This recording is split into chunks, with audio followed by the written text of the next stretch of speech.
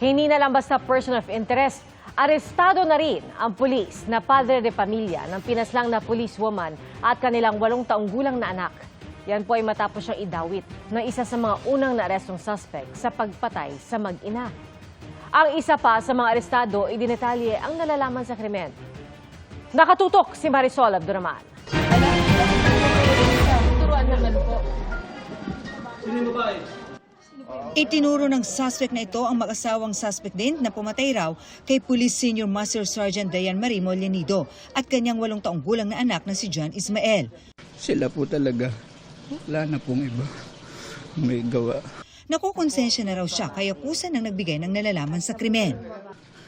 Napakasakit po. Nakita ko na lang yung nangyari. Binabalot na nila.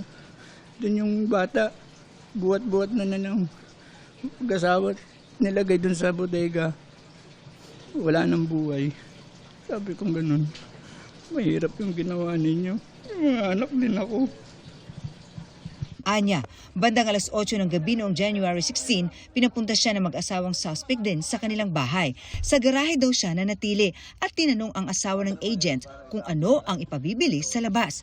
Nakita daw niya ang agent at isang babae na pumasok sa bahay. Maya-maya, lumabas ang asawa ng agent at sinabihan siyang huwag munang aalis at tulungan siya.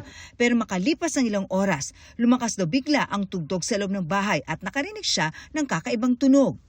Iba po ang tunog. Tunog po talaga ng baril. At pagbukas niya ng pinto, Doon ko na po nakita na yun na nga po, binaril na nga po yung hindi ko kilalang babae na nasa loob po, na nakaganon po. nagtanong daw siya kung anong nangyari. Pero sa halip na sagutin ay pinagbantaan siya. Huwag kang magsasalita. Ikaw ang isusunod ko. Hawak na ng QCPD ang 3 suspect at nakatakda silang sampahan ng reklamo. Kanina, inaresto na rin ng QCPD ang asawa ng biktima na si Police Senior Master Sergeant John Mollenido na nauna nang itinuring na person of interest. Nakausap ko pa ang nasabing pulis ilang minuto bago siya inaresto ng QCPD. Tinanong ko ang kanyang komento sa pagdawit sa kanya ng agent sa pagpatay sa kanyang asawa. Sir, napanood mo yung interview ng agent. Bakit tinuturo kayo, sir? Na-comment na muna. Ayon naman sa pahayag sa Facebook page ng Rimando Law Office, sumuko at hindi inaresto si John Mollenido na kanila raw kliyente. Wala pa raw inilalabas na arrest warrant laban sa kanya mula sa isang korte. Kagabi nagpunta ang mga otoridad sa isang bahay sa Santa Maria, Bulacan para hanapin ang isa pang suspect. Pero bigo silang makita ang target.